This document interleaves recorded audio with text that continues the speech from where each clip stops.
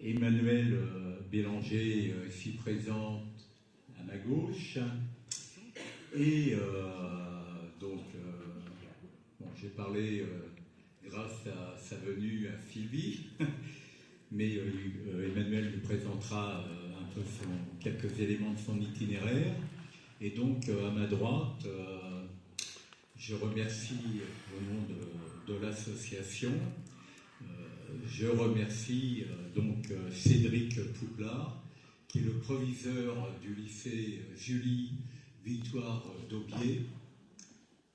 Quand la salle Jean Villard a été neutralisée, il a fallu qu'on trouve un lieu d'accueil, et on a trouvé des proviseurs qui ont entendu l'immense intérêt pédagogique, éducatif qu'il pouvait y avoir à tenir un tel salon, malgré les désagréments, parce qu'il y en a, que ça pouvait occasionner, et puis compliquer dans un travail qui est difficile. Avant d'aller plus loin, également, c'est donc filmé, et on pourra retrouver donc cette vidéo YouTube sur la chaîne qui est indiquée à droite et à gauche de la tribune. Alors, simplement avant de donner la parole à Emmanuel, quand même, là dernièrement, j'ai lu un très bon livre du grand historien d'histoire contemporaine Michel Vinocq, et qui a écrit un petit livre de mémoire, très modeste, mais qui parle de son itinéraire, de sa naissance dans une banlieue pour nous populaire, Arcueil en particulier à son époque, et qui parle de son itinéraire qui va le conduire au lycée La Canal de Sceaux, puis après à sa carrière d'historien. Alors moi, il y a quand même une phrase qui m'a interpellé dans son livre. Il pose la question: ai-je des racines? Si peu que rien. Je suis même pas de Paris, descendant de Gavroche ou de Communard, mais de la banlieue, c'est-à-dire de nulle part. Une interrogation. Donc, notre modeste débat va tenter de répondre donc à cette question. Je passe la parole immédiatement à Emmanuel. Sous les couvertures, cette association qui, je l'ai bien entendu, compris et mesuré, joue un rôle extrêmement important sur ce lien au livre, ce lien à la littérature, ce lien également au savoir et à cet enjeu majeur de défendre la lecture publique. Merci également à Monsieur le Proviseur d'être accueilli dans un lieu emblématique en banlieue, à savoir le lycée. Évidemment, me rappelle ma propre histoire. Alors, je vais bien sûr pas ici la dérouler, mais il s'avère que si je deviens historien, c'est grâce à ces rencontres qui font date dans nos histoires partagées, et une rencontre aura joué un rôle central dans ma propre trajectoire. C'est une rencontre avec mon professeur de lycée, le lycée Paul-Éluard à Saint-Denis, puisque vous l'aurez tous entendu et compris. Nous avons tous nos banlieues chéries. La mienne était plus en Seine-Saint-Denis, elle l'est toujours, Saint-Denis-Aubervilliers, où j'ai de la maternelle jusqu'à l'université, Paris 8, appris mon métier, et grâce à cette rencontre fondatrice. Et donc j'ai toujours en souvenir, c'est ému, de cette figure du grand sachant et du grand pédagogue qui était Lucien Closner. Donc, peut-être situer également d'où je parle. On a évoqué ma collègue et amie Sylvie Thénault.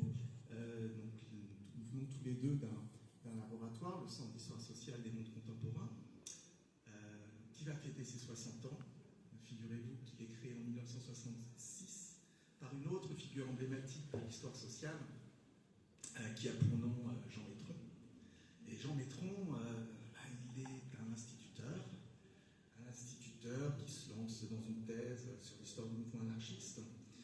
des anarchistes, et pas seulement du mouvement, donc qui mesurent que l'importance dans l'écriture de l'histoire sociale, c'est aussi de s'intéresser par celles et ceux qui la font, qui l'incarnent, et qui ne sont pas, je dirais, ces grandes figures de l'histoire politique, mais au contraire d'une histoire sociale collective. Et Jean Métron, cet instituteur, il a un pari fou, je le répète souvent à nos étudiants, mais dans les années 60, il décide d'œuvrer pour que l'histoire ouvrière et l'histoire du mouvement social entrent à l'université de Paris. Il y parvient non seulement en créant notre laboratoire, donc le Centre d'histoire du syndicalisme à l'origine, en 1966, soutenu donc par toutes les organisations sociales qui ont marqué cette histoire du mouvement social français. Et il y parvient également parce qu'il crée une revue, le mouvement social, et enfin et surtout, il crée une œuvre collective, participative, dont vous connaissez certainement le nom, puisque c'est un dictionnaire éponyme, Le Métron, dictionnaire du mouvement social, qui réunit aujourd'hui 230 000 notices biographiques de celles et ceux qui, disons-le, n'avaient pas le droit de citer dans l'histoire contemporaine. Et donc on porte en quelque sorte cet héritage de ce centre d'histoire sociale, donc, qui a pour matrice, vous l'avez entendu, l'histoire du mouvement social. Mais nous le savons, la question sociale qui est à l'origine de la question ouvrière, elle va très vite devenir la question urbaine.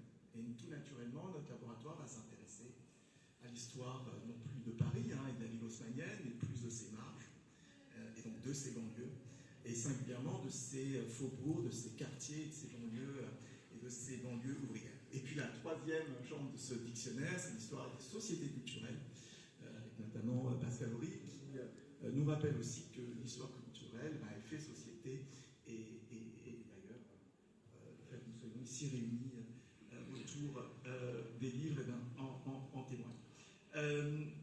Donc je ne vais pas en dire plus sur pourquoi je suis ici, si ce n'est qu'en effet, j'ai participé à cette belle aventure pluridisciplinaire dans un autre lieu emblématique qui est le Musée national de l'histoire de l'immigration, le Palais de la Porte Dorée, qui, comme vous le savez, porte un héritage, une histoire de France que vous connaissez très bien, évidemment, Sylvie, qui est l'histoire coloniale. Et il était important que dans ce musée, nous puissions, c'était l'intitulé même de ce projet scientifique et culturel, créer une exposition qui nous invite à nous défaire de toutes, finalement, nos représentations désenchantées des quartiers populaires et surtout, bien évidemment, de leurs habitants. Donc, c'est pour ça que vous m'avez invité, je crois, et donc je suis ravi aussi de pouvoir échanger avec vous et avoir participé à cette table ronde sur ce que sont ces banlieues. Je me permettrai de peut-être pas contredire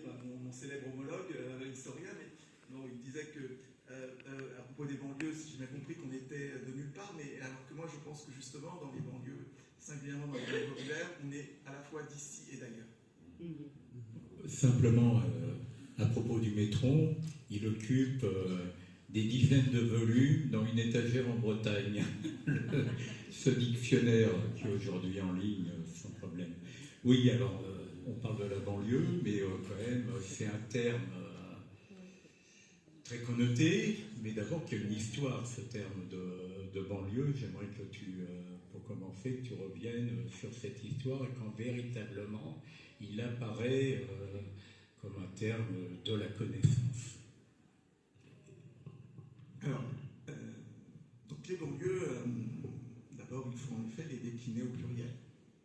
Vous avez insisté sur ces jeux de teintes, de ces couleurs, la banlieue verte, qui est la banlieue nourricière. À Argenteuil, on est aussi porte-héritage, mais vous avez aussi la banlieue bleue. Cette banlieue bleue, c'est la banlieue de la villégiature qui se transforme au XIXe siècle en banlieue résidentielle et bourgeoise. Et enfin, et surtout, bien sûr, celle qui nous intéresse ici, c'est aussi la banlieue ouvrière et industrielle, qui est née de la révolution, des révolutions industrielles, qui deviennent des révolutions sociales et politiques, où finalement ces territoires de la relégation, donc du banc, qui renvoie à l'étymologie du mot banlieue, qui renvoie toujours à une hiérarchie de la banlieue colonisée. J'aime bien rappeler que la colonisation est un terme que l'on retrouve dans les premiers journaux d'époque qui défendent les intérêts de la banlieue parisienne. Je pense au journal de Saint-Denis, créé dans les années 1870, qui crée pour en quelque sorte défendre les intérêts des communes de banlieue face à cette hégémonie parisienne et qui emploie le mot d'une capitale sans égard pour ces territoires servants qu'elle a colonisés. Colonisés, pas très loin d'ici, à Chertes, Triel, en déversant ses eaux usées, qu'elle a colonisé en imposant ses cimetières extramuros, qu'elle a colonisé également, bien sûr, en y repoussant toutes les activités qu'elle ne voulait plus voir sur son territoire parisien. Donc cette banlieue, elle se décline au pluriel, on l'a dit, elle est teintée de différentes nuances qui rappellent différentes trajectoires sociales et politiques et urbaines, et évidemment, elle est d'abord et avant tout une terre d'accueil. D'abord, évidemment, l'exode rural, ces vagues successives d'exode rural ont façonné ce territoire. Imaginez-vous qu'au cours du 19e, jusque dans les années, finalement, à la fin du cycle des Trente Glorieuses, c'est cette capitale qui devient le Grand Paris qui va concentrer sur un territoire extrêmement restreint l'essentiel donc, de la croissance urbaine. Un rural ou un habitant quittant ses campagnes pour répondre en quelque sorte à l'appel de la ville, se dirigera vers cette métropole du Grand Paris. Cette métropole du Grand Paris, bien sûr, qui va nourrir ce long contentieux Paris-banlieue, mais qui va aussi lier ces deux territoires. On a très souvent cette tendance quelque peu manichéenne à dire que les relations de Paris et de ses banlieues, c'est une relation vécue sur le mode du « je t'aime moi non plus », alors qu'en réalité, c'est une relation d'interdépendance. Et finalement, les Parisiens deviennent les banlieusards, et les banlieusards restent aussi parisiens, tout en étant aussi d'ailleurs, c'est ce que je disais tout à l'heure, en gardant un lien fort avec leurs origines, qui sont très souvent des origines liées à cet exode, un exode rural de l'intérieur, mais aussi de l'extérieur. C'est important de le rappeler. Je ne sais pas si j'ai tout dit, mais... C'est un début. Oui, alors, ok, il y a cette interdépendance entre la métropole et la banlieue, une interdépendance réciproque, incontestablement, on y reviendra, mais tout de même, aujourd'hui, en 2026, une charge symbolique très très forte du terme banlieue. Et là, je m'adresse donc à Cédric,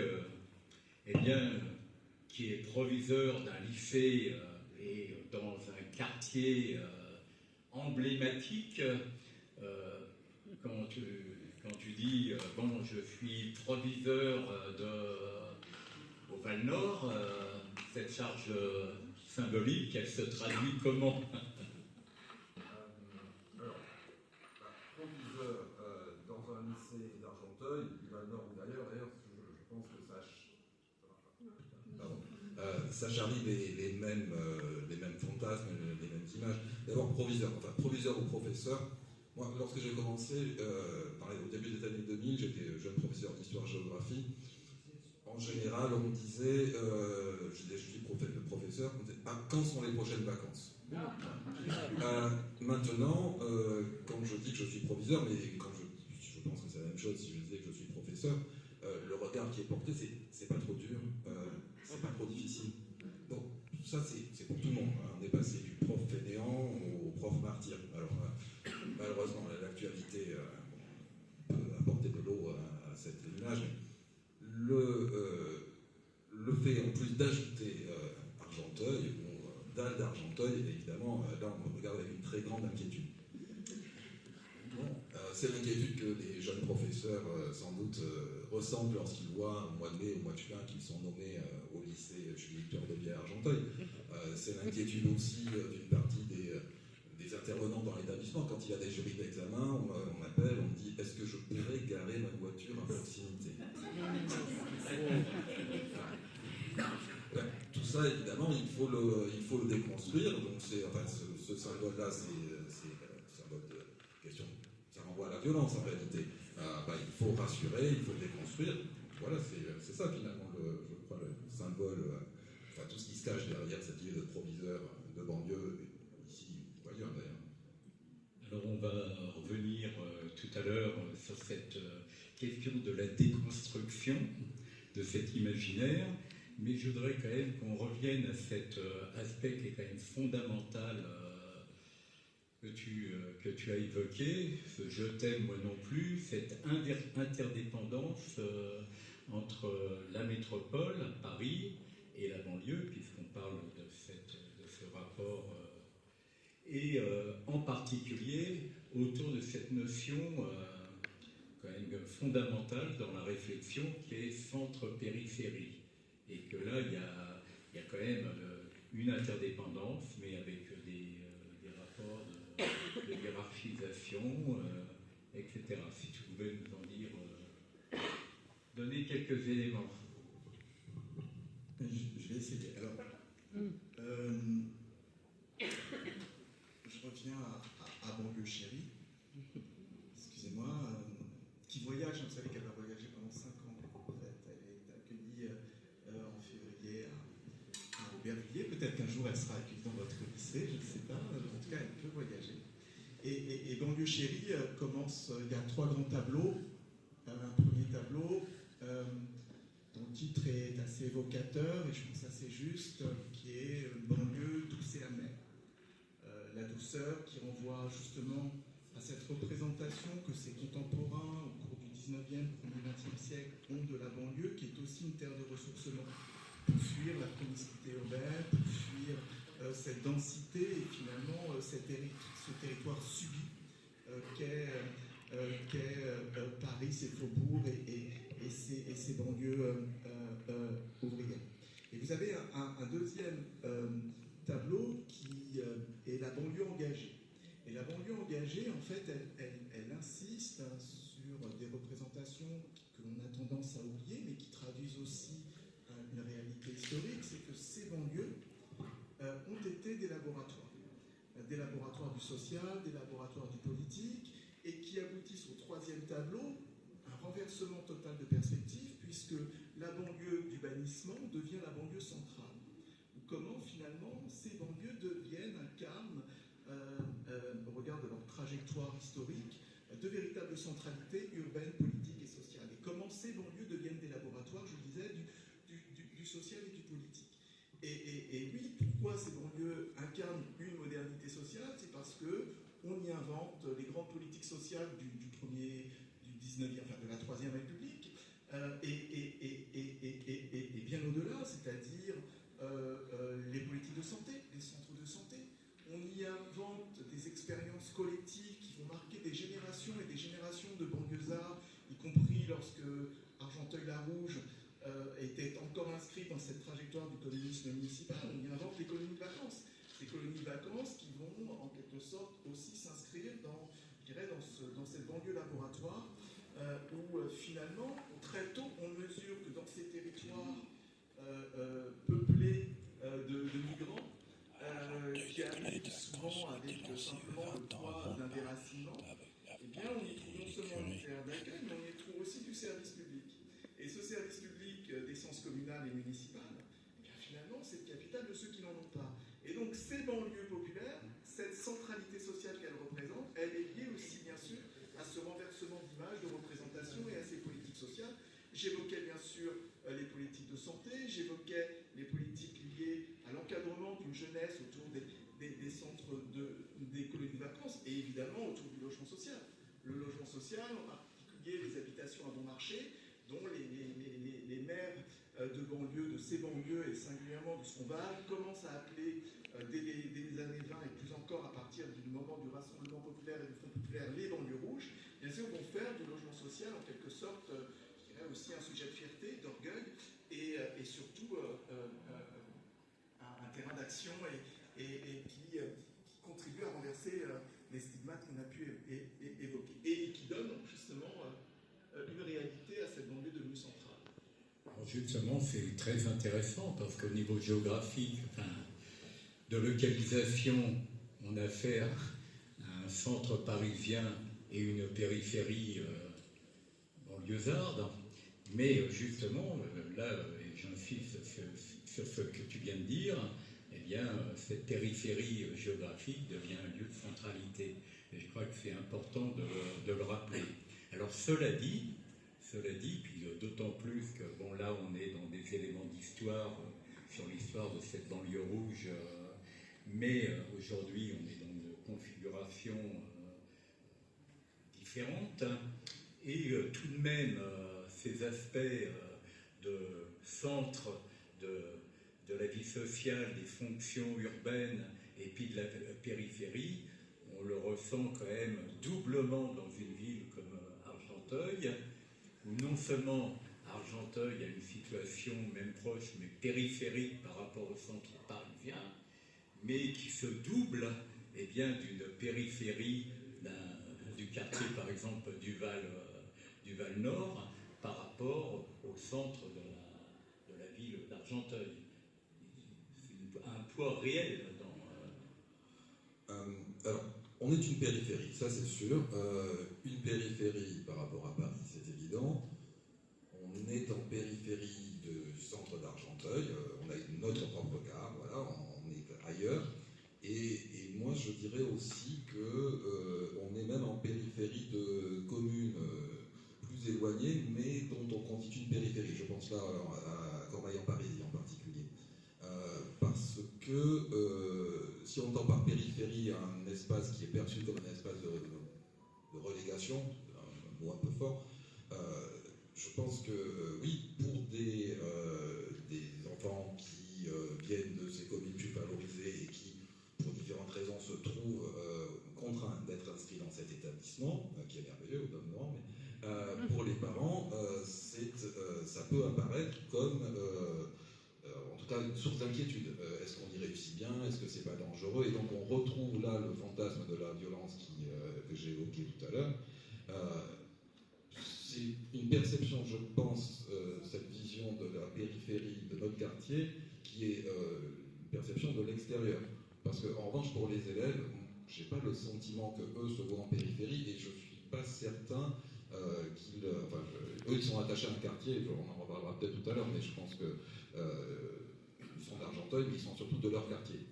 Et cette périphérie d'Argenteuil est composée de multiples quartiers, en fait. Alors justement...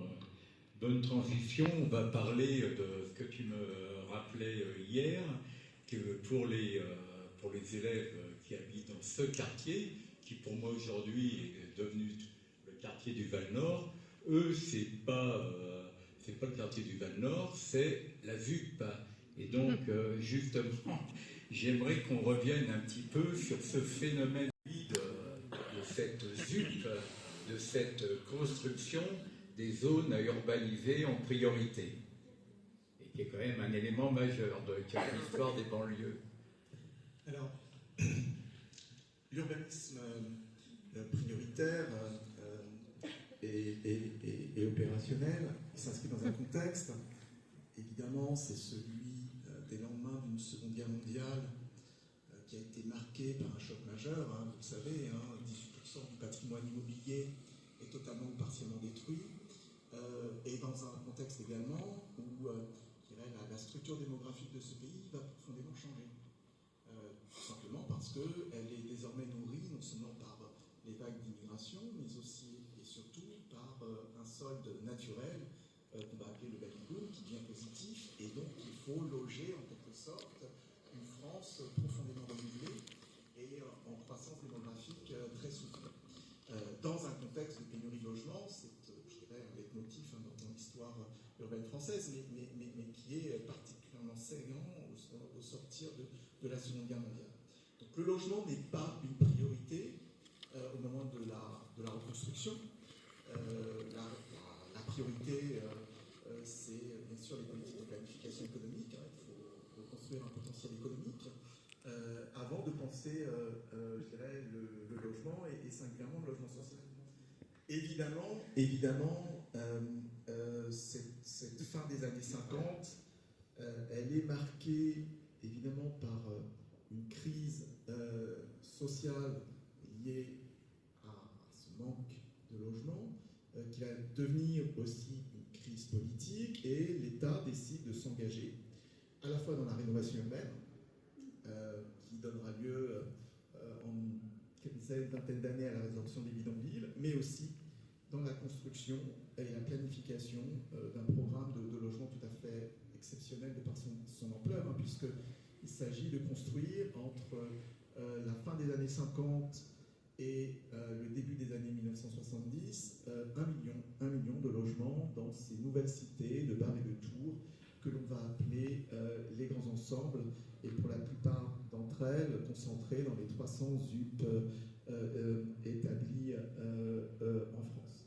Des ZUP qui, je le rappelle, ne sont, comme le logement social, ne sont pas destinés à accueillir les plus pauvres, mais d'abord à accueillir le salariat, des petites classes moyennes et populaires qui sont essentielles pour soutenir la croissance économique.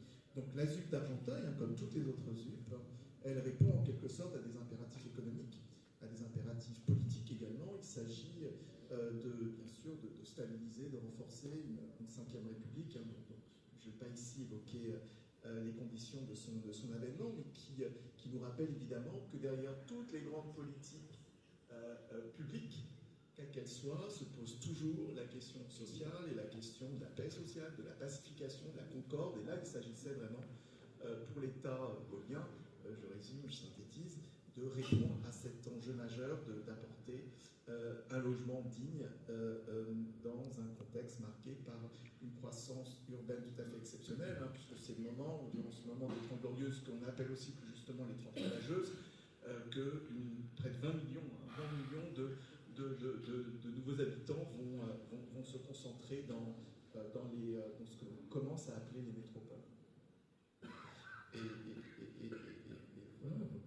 Non, mais c'est parce que je réfléchissais à ce que Cédric venait de dire sur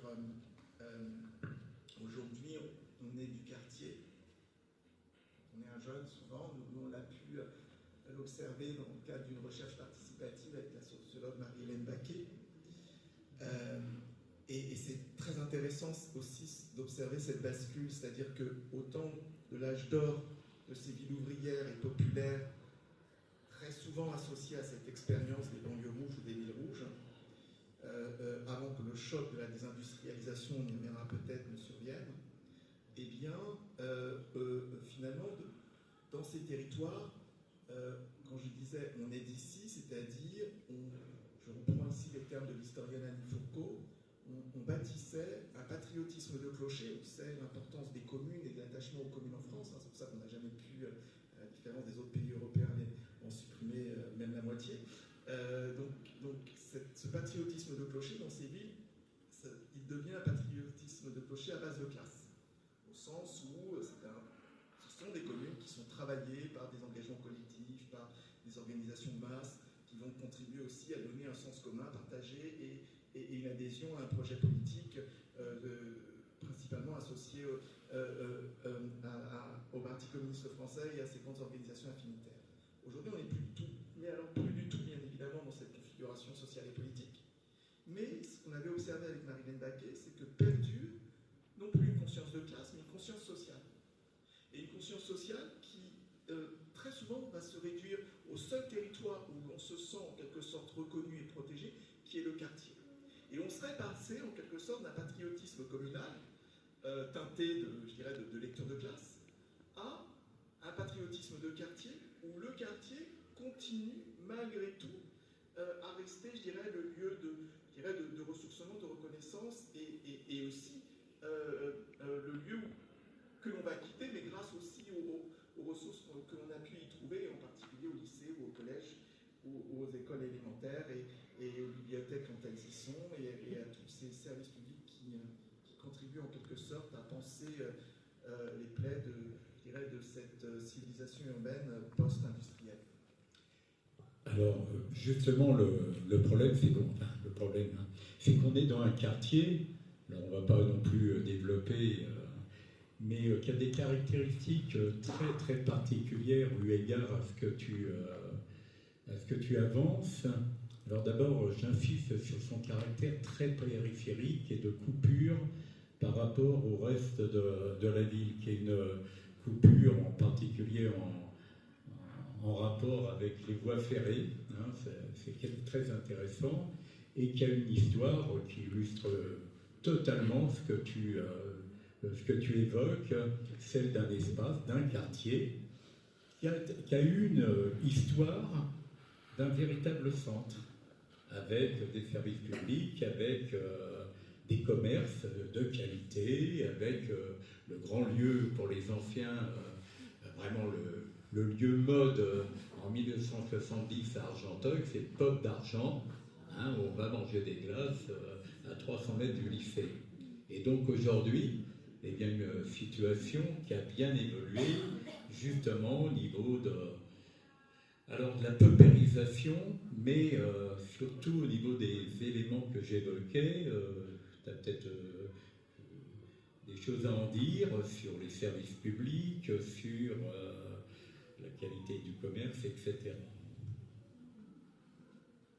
Alors, sur la qualité du commerce à proximité, je n'ai pas grand-chose à dire parce que là aussi, alors quand on me demande est-ce qu'on peut déjeuner à proximité, je dis bien, alors sur la dalle, il y a 2 boulangeries, j'ai coutume de dire qu'il y en a une qui est mieux que l'autre, voilà, donc, il va falloir prévoir effectivement d'amener sa propre nourriture.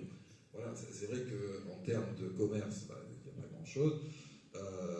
Même s'il se tient un marché, alors comme c'est l'après-midi, je ne l'ai jamais fréquenté parce que je travaille à ce moment-là, mais il y a un marché à proximité, je crois, en semaine. Bon, et en termes de services publics, pas grand-chose. La médiathèque. Bon, faudrait vraiment qu'on développe, mais là on est au cœur justement d'un certain nombre de problèmes et comment finalement cette centralité construite, et on y reviendra peut-être par la présence militante, politique et associative s'effondrant, eh bien c'est cette centralité nouvelle, d'un type nouveau, qui est partie en quenouille, si l'on peut dire. Alors soit tu veux compléter, soit il y a un autre aspect qu'on pourrait aborder pour revenir un peu à des questions d'imaginaire. Une des grandes questions qui a été avancée au XIXe siècle, celle d'un certain type de quartier, et en particulier faubourg des villes, mais également de cette banlieue en plein développement. C'est cet imaginaire, classe laborieuse, classe dangereuse, hein. Donc qui a une histoire. Si tu peux nous en dire quelque chose. Alors, avant de revenir sur le poids des représentations, je voudrais quand même dire un mot sur ce que l'on a appelé cette rupture, ce choc de la fin de la vie de l'âge industriel. Il faut bien mesurer que ce qui va être à l'origine de cette sociabilité, cette socialisation, cette acculturation politique en banlieue va s'effondrer lorsque finalement la désindustrialisation s'accompagne de l'éclatement de la matrice d'adhésion à ces villes. Je m'explique, c'est-à-dire que c'est très simple en fait, et vous en êtes certainement aussi les témoins, vos parents ont pu l'être. On travaillait et on habitait dans la ville. Alors, dans la ville à côté. Mais le fait de travailler et d'habiter dans la ville, vous pouvez aisément vous le représenter, c'était aussi renforcer, je dirais, les affinités, les interactions sociales, et cette matrice de reconnaissance, d'adhésion à la ville qui nourrit ce patriotisme de clocher à base de classe, ben oui, il éclate lorsque la désindustrialisation laisse place à des friches et lorsque finalement le modèle économique devient celui d'une société de services qui oublie le travail ouvrier et industriel. Et donc ça, il me semble vraiment que c'est extrêmement important de le rappeler parce que encore aujourd'hui, je pense que nous devons, nous sommes encore les héritiers de cette fin d'histoire. De cette fin d'histoire, ça me semble vraiment très important. Parce que derrière la fin d'histoire de la ville de l'âge industriel, se produit, à mon sens, aussi une autre rupture. Et cette autre rupture, c'est le passage de témoins. Le passage de témoins, c'est-à-dire que vous aviez des grandes organisations sociales qui formaient leurs militants. Et qui permettaient en quelque sorte cette promotion d'une classe ouvrière vers des responsabilités collectives, sociales, politiques. Et la fin de la ville de l'âge industriel, c'est aussi la fin de ces transmissions. C'est le géographe historien Marcel Roncaillolo qui le décrit très bien dans une préface d'un livre sur la Seine-Saint-Denis. Donc il raconte à la fois cette histoire malheureuse, et cette histoire malheureuse de la fin d'une histoire, celle des villes ouvrières industrielles, et qui s'accompagne aussi de la fin d'une transmission. Et en particulier à l'égard des nouvelles immigrations qui n'auront pas en quelque sorte l'attention que les grandes organisations sociales avaient portée sur les migrations de l'entre-deux-guerres et des Trente Glorieuses. Alors oui, mais du coup, vous m'interpelliez sur la question des plus de l'image qu'on porte. Oui, puis les évolutions qu'il peut y avoir justement dans le cadre classe laborieuse, classe dangereuse, eh bien une évolution dans l'imaginaire où l'évolution à la fois de ces classes laborieuses, là que tu évoquais à propos de la désindustrialisation, mais également dans la physionomie de ces classes dangereuses, où il y a une évolution. Alors, la peur des Ton micro. je sais pas, ça va ? Comme ça. Ah, comme ça. Alors, la peur des banlieues, en fait, elle naît avec l'avènement de ces faubourgs qui deviennent villes ouvrières et communes ouvrières avec des identités fortes. Donc cette peur des banlieues, on la retrouve dans les représentations notamment je pense à celle de 1919, je ne sais pas si vous pouvez les avoir à l'esprit, c'est ce bolchevique basané, le couteau entre les dents, qui représente déjà à l'époque un parti de l'étranger, qui déjà à l'époque, bien sûr, représente une classe ouvrière qui fait déjà sécession.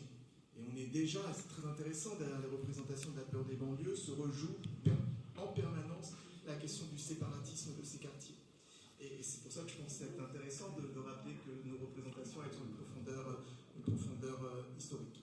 Et la littérature, bien sûr, elle va reprendre ces représentations. Moi, je pense toujours à Louis-Ferdinand Céline, qui décrit, vous le savez, les banlieues. C'est un médecin hygiéniste à l'origine. Donc pour lui, la banlieue, c'est un corps malade, qu'il décrit comme un bourrelet, et qu'il dit à propos de ces banlieues que c'est le territoire, je l'avais renoté, c'est le paillasson devant la ville, où chacun s'essuie les pieds, crache un bon coup et passe. Là, il parle en plus des territoires aujourd'hui qui forment le Val d'Oise. Et donc cette image, heureusement, elle est, je dirais, aussi très largement défaite par d'autres représentations. Je pense au regard que la photographie humaniste va très tôt porter sur nos banlieues, bien sûr Robert Doisneau, Willy Ronis, et toute une nouvelle génération de photographes qui trouvent leur source d'inspiration dans ces territoires de la zone et des marges, en révélant simplement que ce sont des territoires habités où il est possible d'être heureux, malgré l'adversité qui caractérise la trajectoire de la plupart de ces habitants. C'est aussi évidemment la peinture, le dessin, le film, le cinéma qui va en quelque sorte faire de ces territoires de la banlieue aussi, je dirais, les représentations de contre-sociétés qui on revient à ce qu'on disait tout à l'heure, qui exercent elles aussi une véritable centralité. j'ai presque envie de citer, si je retrouvais, évidemment, c'est bien sûr Médine, le Grand Paris 2017, hein, la banlieue influence Paname, Paname influence le monde, le 9-3 influence Paname, Paname influence le monde. Et on voit bien en quelque sorte que c'est tout à fait intéressant, et c'est pour ça que certainement elle continue de faire peur. Les banlieues, très souvent, elles défient, et je dirais, elles finissent par faire tomber les frontières. Et voilà, là je pars peut-être sur un terrain que je ne maîtrise plus du tout, hein, mais vous allez quand même.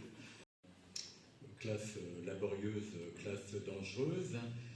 Au niveau, alors on est à un tout autre niveau, mais au niveau des représentations des élèves de cet espace de leur banlieue, alors tu as dit, bon, la ZUP, leur quartier, mais est-ce qu'ils ont, ou est-ce que tu as des éléments pour appuyer l'idée qu'au niveau de la représentation qu'ils pourraient avoir justement d'un espace vraiment très différent de ce qu'ils peuvent connaître ailleurs par les médias.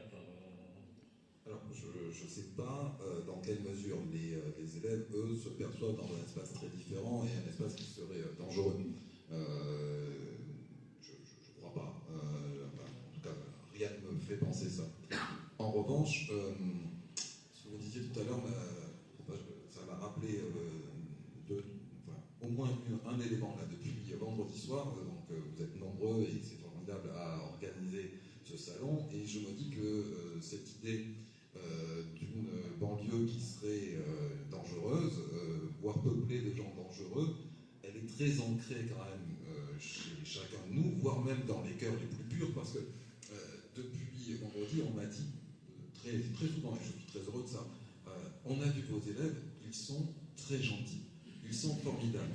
Et jeudi, il y avait une inspectrice qui était là aussi, et je l'ai raccompagnée au parking parce que je suis un garçon poli.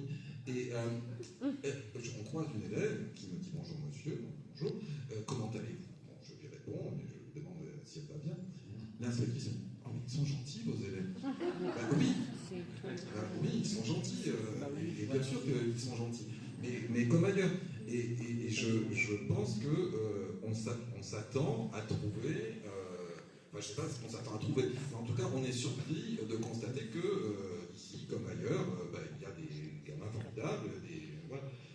Et donc, on a tous, je crois, intériorisé quand même cette idée que la banlieue, c'est possiblement le danger. Il y a des problèmes, hein, bien sûr, mais comme partout.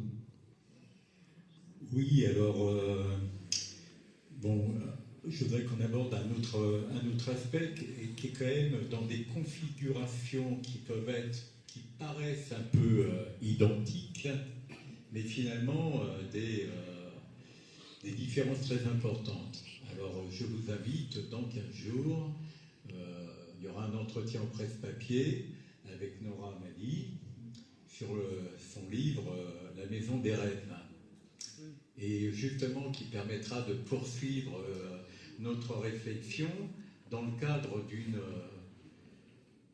banlieue, d'un espace de banlieue avec une configuration très différente.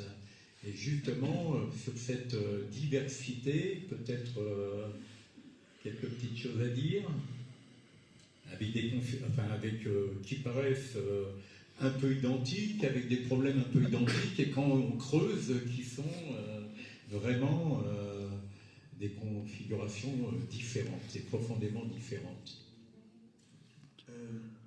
Je ne veux pas parler à la place de Nora Hamadi. Nora Hamadi, son autobiographie, elle est tout à fait passionnante parce qu'elle raconte l'histoire de la banlieue à la campagne, qui est aussi une trajectoire urbaine, sociale, tout à fait intéressante et plus méconnue parce que c'est l'histoire de la grande banlieue. Qui a été le parent pauvre de l'historiographie, il faut bien sûr le dire, et qui est extrêmement importante parce qu'on a, vous le savez bien, toujours tendance aujourd'hui à opposer les banlieues. Le plus vrai surtout. Mais là, c'est pas de ma faute. C'est la faute à la technique. Voilà. Non, mais du coup, je connais la dire. Désolé, il arrive un peu tard. Je suis désolé, on va recommencer. Mais voilà, Nora m'a dit, ça sera très intéressant justement d'échanger avec elle sur ce que peut représenter cette banlieue à la campagne et ce qui a pu être vécu par ses premiers habitants, c'est-à-dire une relégation extrême, le fait de vivre dans des territoires qui étaient totalement enclavés et finalement la relégation était bien plus forte que dans les villes au passé industriel et ouvrier comme Argenteuil ou comme le premier cercle du Grand Paris, banlieusard avec ses lieux rouges. Donc, donc je vais pas en dire plus, mais vous avez aujourd'hui une autre représentation des banlieues qui est aussi médiatisée, qui est celle d'Alexandre Devecchio, qui, vous savez, a sorti un livre sous-titré Itinéraire d'un petit blanc en banlieue, qui à mon sens, doit absolument être, je dirais, discuté et même critiqué, mais au bon sens du terme, parce qu'il ne traduit pas, en tout cas, l'historien vous parle ici, il ne traduit pas la réalité de ce que sont aujourd'hui les banlieues populaires selon les témoins que l'on peut encore rencontrer à Saint-Denis ou ailleurs, puisque je vais peut-être terminer sur ce point-là, mais ce qui me semble assez intéressant, ce que j'aimerais vraiment en tout cas dire avant que cette table ronde ne s'achève, on essaie peut-être de plus discuter, c'est que nous aujourd'hui on est un petit collectif à batailler pour la création du musée du logement populaire. Le musée du logement populaire, donc le collectif c'est la MILOP, l'association pour un musée du logement populaire, qui réunit des professeurs du secondaire, des chercheurs, des archivistes, et qui, s'inspirant du modèle new-yorkais du Tenement Museum, veulent plus que jamais raconter l'histoire sociale des habitants de banlieue.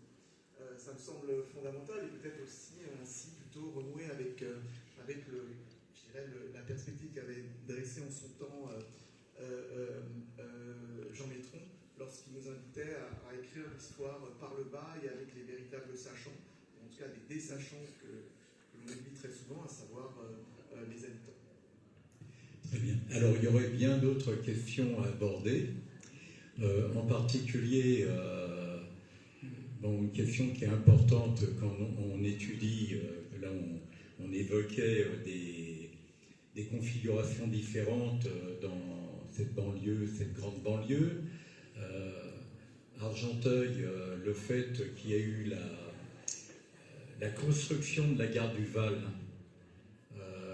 Là, on parlait un petit peu de l'évolution d'un certain nombre avec un certain nombre d'éléments entre la création de la VUP à la fin des années 60 dans laquelle on est et la situation de la VUP.